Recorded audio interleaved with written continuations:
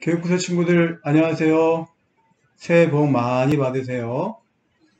우리가 지금은 방학 중이지만 이제 또 코로나가 조금씩 좋아지고 또 백신과 치료제도 개발이 되고 있기 때문에 이제 아마 3월 달부터는 정상적인 학교 생활을 하리라고 생각을 합니다. 혹시 친구들 중에 나는 이제 학교 가기가 싫어졌어. 이런 마음을 가지면 안 돼요. 빨리 일상적인 삶이 회복돼야만이 저와 여러분이 신앙생활도 잘할 수 있고 학교 생활도 잘할 수 있을 것이라고 생각됩니다. 자, 이번 주일 말씀 함께 목사님과 나누겠습니다. 여러분 선생님들 통해서 성역공부 교재를 받아보시면 이러한 마음 열기, 아이스 브레이킹이 있을 거예요.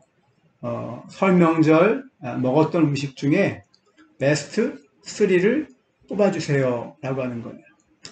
뭐 여러분 집에서 만드셨든 아니면 뭐 어떤 어른들 집에 인사하러 갔을 때 먹었던 음식 중에서 가장 맛있었던 세 가지의 음식을 뽑아 주는 겁니다. 선생님들한테 올려주세요. 목사님의 선물이 준비되어 있을 수도 있습니다. 목사님은 개인적으로 먹었던 음식 중에 제일 맛있었던 게 무나물이었어요. 목사님 어머니가 살아계실 때 명절이 되면 또 명절이 아닐 때라도 무나물을 이렇게 잘 만들어 주셨거든요. 하얀 무나물. 얼마나 맛있는지 모릅니다. 그런데 이번에 우리 장인어른 댁에 인사드려 갔을 때 그 무나물을 먹을 수가 있었어요. 지금도 침이 넘어가는 것 같아요. 이렇게 여러분들이 그 이유와 또 그 음식을 적어주시면 좋겠고요. 여러분 찬양과 경배 보시면 여러분들이 부르실 수 있는 찬양으로 같이 여러분들이 유튜브에서 찾으면 얼마든 찬양을 찾을 수 있거든요. 찾아서 여러분이 부르시면 좋겠고요. 이번 주일은 누가복음 3장 1절로 14절에 있는 말씀인데 말씀의 제목은 회개에 알맞은 열매, 합당한 열매가 무엇인가 하는 것을 나누는 거예요. 그런데 사실은 침례 요한의 이야기가 오늘 이번 주에 우리가 함께 나눌 본문의 내용입니다.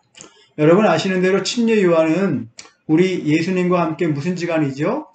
사촌 지간이고 우리 예수님보다 한 6개월 정도 빨리 태어났어요. 그런데 침례 요한은 우리 예수님을 예비하는 사람, 우리 예수님을 이 땅 가운데 소개하기 위해 태어난 사람이라고 성경은 말씀하고 있습니다. 그래서 오늘 말씀에서 우리가 예수님은 어떤 분인가 하는 걸 살펴봐야 되는데 침례 요한이 광야에서 많은 사람들에게 외쳤던 말씀이 있어요. 그게 뭘까요? 혹시 아는 친구들이 있어요? 있으면 적어주세요. 자, 이거예요. 회개하라, 천국이 가까이 왔느니라. 아멘. 우리 예수님도 침례 요한과 같이 회개를 선포하셨습니다. 자신의 죄를 깨닫고 예수님의 이름으로 뉘우치는 것이 회개예요. 또 다시는 그 죄를 짓지 않는 것이 바로 회개입니다. 그래서 오늘 본문에 있는 말씀을 통해서 회개의 본질과 의미를 저와 여러분들이 좀 잘 이해하고 또 그렇게 회개하는 삶을 정말 살아가는 우리 교육부서 모든 친구들이 되기를 간절히 소원합니다. 자, 침례 요한은 로마의 디베리오 황제 그리고 본디오 빌라도가 유다의 총독으로 있을 때 활동했던 사람인데 그때 하나님의 말씀이 침례 요한에게 임했습니다. 침례 요한은 요단강 주변을 다니면서 아까 말씀드린 대로 회개의 침례를 전파했거든요. 근데 너무나 중요한 것은 이방인들에게만 회개의 침례를 전파한 것이 아니라 유대인들에게도 회개하라고 하는 메시지를 전한 거예요. 다시 말하면 회개의 침례란 무엇인가? 하나님을 믿기로 결심한 것뿐만 아니라 행동의 변화에까지 이르러야 되기 때문에 유대인들이 말로서는 하나님을 믿는다, 하나님 말씀을 잘 알고 있다라고 했잖아요. 그런데 유대인들의 문제는 뭐였죠? 행동의 변화가 없었어요. 구체적인 삶이, 행동이, 생활이 바뀌지 않았다는 겁니다. 그래서 우리 예수님은 유대인들에게까지 이 침례의 회개의 메시지를 전하셨습니다. 정말로 우리가 회개했다면 어떤 사람이 되어야 될까요? 내 것을 나누어 주셔야 되고요. 모든 사람을 정직하고 친절하게 대해야 되고요. 또 모든 사람을 용서할 수 있는 마음을 가져야 합니다.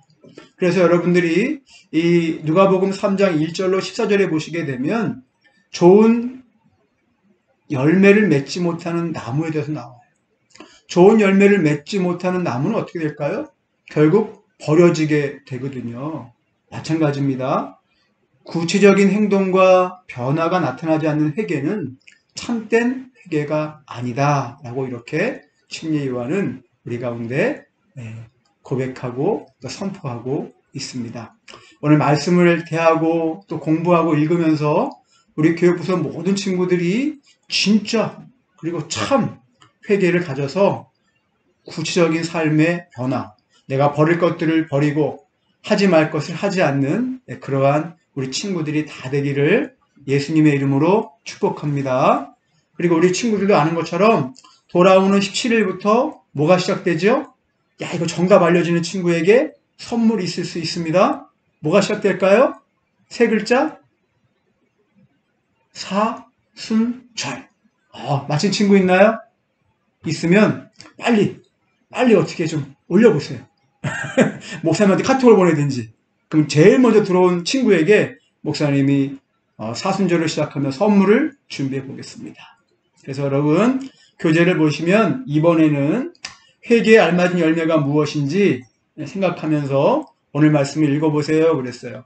1절로부터 14절이니까 여러분들이 말씀을 읽기는 어렵지가 않아요. 그러니까 읽어보시고요. 두 번째, 세 번째는 열매라고 하는 단어가 나오면 거기에 0표를 하고 좋은 열매를 맺지 못하는 나무는 어떻게 되는지 찾아가지고 밑줄을 한번 그어보시고 또 세리와 군인이라고 하는 곳에 단어가 나오면 네모표를 하세요. 그리고 요한이 세리와 군인에게 뭐라고 한 일에 대해서 물결선을 여러분들이 그려보시면 좋을 것 같아요. 세리는 어떤 사람이죠? 세무공무원을 이야기하는 것이죠. 세리와 군인들에게 하신 말씀이 있거든요. 그럼 네 번째 질문은 이거예요. 나무가 좋은 열매를 맺지 못하면 어떻게 되나요? 그랬어요. 그럼 9절에 보면 답이 잘 나와 있고요. 다섯 번째 질문은 자, 세리와 군인은 어떻게 행동해야 하나요? 13절, 14절에 보게 되면 그들이 이렇게 행동해야 된다라고 예수님 하신 말씀이 나와 있고요. 마지막 여섯 번째 질문 대단히 중요합니다. 회개는 자기 잘못을 뉘우치는 것에 그치지 않고 새로운 모습으로 사는 것까지 포함합니다. 자, 보세요. 왜 침례 요한은 이방인은 물론 유대인까지 회개의 침례를 받으라고 했을까요? 이게 질문이에요. 아까 목사님 설명 중에 분명히 답이 나와 있습니다. 그래서 여러분 그 답을 잘 적어주셔서 중요한 것은 우리가 선물을 받기 위함도 아니고 이 누가복음 3장에 있는 본문의 말씀을 통해서 침례 요한이 선포했던 회개의 삶을 살아가야 한다는 사실이에요. 왜냐하면 우리가 예수님의 자녀가 되고 우리가 예수님의 사람으로 거듭난 사람답게 살기 위해서는 회개함으로 믿음으로 하나님 앞에 설 수 있기 때문입니다. 회개하지 아니하면 참 믿음이라고 할 수 없는 거예요. 그래서 오늘 목사님이 맨 끝에 결단을 썼어요. 나의 결단, 회개에 알맞은 열매를 맺기 위해 구체적인 삶의 행동, 변화를 가지겠습니다. 오늘 우리 친구들이 성경을 읽고 또 문제 하나를 풀어가면서 마지막에는 이러한 결단과 또 이러한 다짐을 정말 마음속으로 또 선포하며 그렇게 할 수 있기를 주님의 이름으로 축복합니다. 여러분 이제 방학 생활이 얼마 남지 않았는데 유익한 시간 되기를 바라고요. 한 가지 부탁은 아직까지 코로나 감염세가 계속되고 있어요. 건강 주의하시고 여러분 가능하면 집에만 잘 머물러 주시면서 집에서 할 수 있는 시간들을 많이 가졌으면 좋겠습니다. 한 주간도 행복하시고 우리 친구들 모두가 평안하십시오. 샬롬.